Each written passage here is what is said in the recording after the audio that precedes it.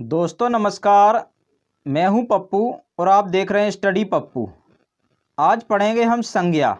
तो संज्ञा क्या होती है, चलिए हम संज्ञा को जान लेते हैं। सबसे पहले जानेंगे संज्ञा, संज्ञा की परिभाषा और संज्ञा के भेद। तो सबसे पहले है संज्ञा। संज्ञा का शाब्दिक अर्थ होता है नाम। किसी प्राणी, वस्तु, स्थान, भाव आदि का नाम ही उसकी संज्ञा कही जाती है। दूसरे शब्दों में किसी का नाम ही उसकी संज्ञा है तथा इस नाम से ही उसे पहचाना जाता है।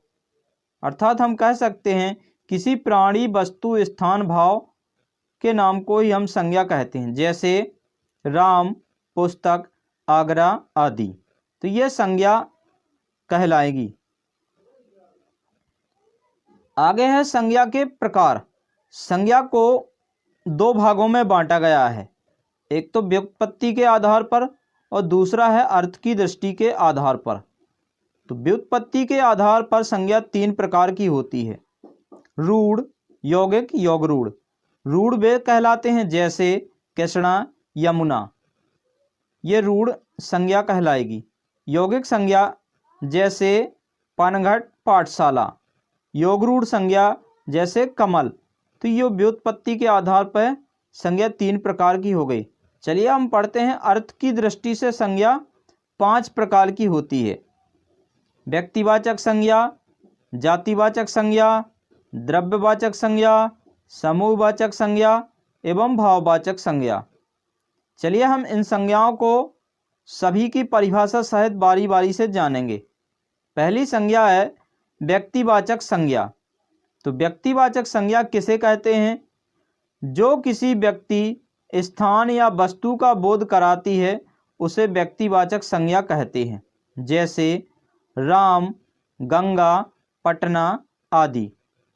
यदि किसी व्यक्ति का बोध कराने वाली जो भी संज्ञा हो उसे व्यक्तिवाचक संज्ञा कहेंगे। अगली संज्ञा है जातिवाचक संज्ञा। जो संज्ञा एक ही प्रकार की वस्तुओं का, पूरी जाति का बोध कराती है वे जातिवाचक संज्ञा कही जाती है, जैसे नदी, पर्वत, लड़की आदि। तो यह जातिवाचक संज्ञा है।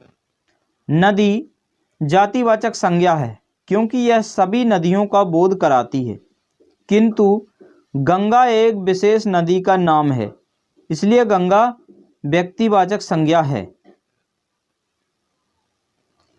अगली है द्रव्यवाचक संज्ञा। द्रव्यवाचक संज्ञा क्या होती है?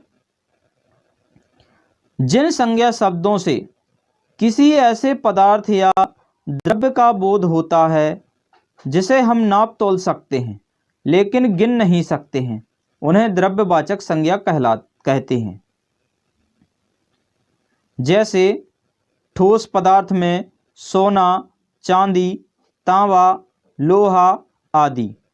द्रव्य पदार्थ में तेल, पानी, घी, दही आदि। और गैसीय पदार्थ में धुआं, ऑक्सीजन आदि। अगली संज्ञा है समूहवाचक संज्ञा। समूहवाचक संज्ञा क्या होती है? जिन संज्ञा शब्दों से एक ही जाति की वस्तुओं के समूह का बोध होता है उन्हें समूहवाचक संज्ञा कहते हैं, जैसे कक्षा, सेना, समूह, संघ, टुकड़ी, गिरोह और दल इत्यादि। ये समूहवाचक संज्ञा के अंतर्गत आएंगे। अगली संज्ञा है भाववाचक संज्ञा। भाववाचक संज्ञा क्या होती है? किसी भाव, गुण, दशा आदि का ज्ञान कराने वाले शब्द भाववाचक संज्ञा होते हैं, जैसे क्रोध, मिठास, यौवन, कालिमा आदि भाववाचक संज्ञा के अंतर्गत आएंगे। चलिए हमने इसके बाद कुछ इन्हीं संज्ञा के आधार पर आधारित कुछ प्रश्नों को लिया है। पहला प्रश्न है व्युत्पत्ति के आधार पर संज्ञा के कितने भेद होते हैं? ऑप्शन ए है 3, 4, 5, 6। तो क्या होगा आंसर दोस्तों? 3। तो व्युत्पत्ति के आधार पर संज्ञा के 3 भेद होते हैं। अगला क्वेश्चन है, निम्नलिखित शब्दों में से कौन सा शब्द संज्ञा है? क्रुद्ध, क्रोध, क्रोधी, क्रोधित। आंसर क्या होगा दोस्तों?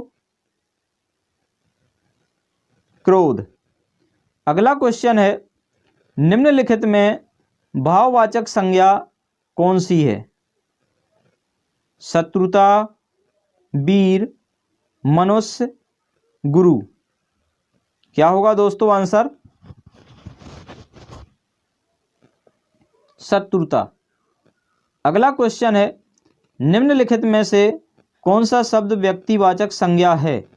गाय, पहाड़, यमुना, आम। तो आंसर क्या होगा दोस्तों?